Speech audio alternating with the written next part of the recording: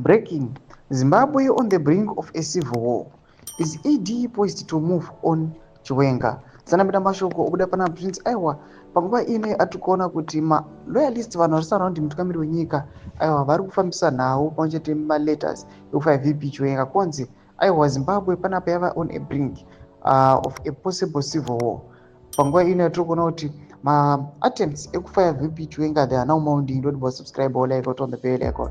Timda paendo Brighton Tebukabranjura Chiti. Fellow Zimbabweans, I'd great to interrupt your Sunday afternoon today, 6 April, to share with you the grim news that I've just received and been asked to share in the national interest.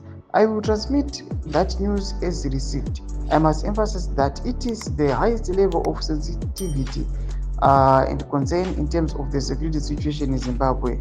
On the JOC meeting yesterday, 5 April 2025, it was reported that there was a JOC meeting yesterday during which the incumbent stated his desire to move on his deputy and VP Chiwenga and asked for an assessment of the consequences of that decision from the security standpoint.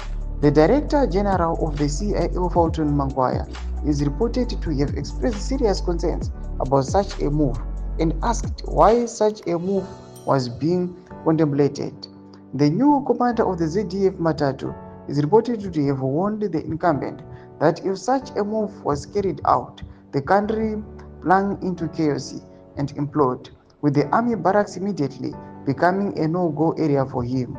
He was also reportedly advised that Chiwenga was a formidable political figure in the country's political and military matrix.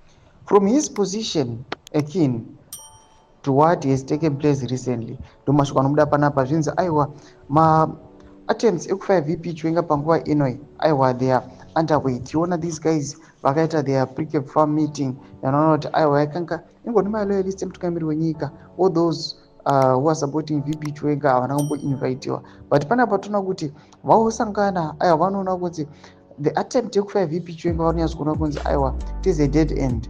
Zvinodzokera kwavari, mabarracks anotojamuka immediately, instantly vachingofaya VP Chiwenga. Aiwa zvinovadhakira. Imodza mafungiro enyu muri kudii pamusoro pechitiko ichi? Munyaya comment section medu dzamafungiro enyu. Subscribe or like, chat on the bell icon.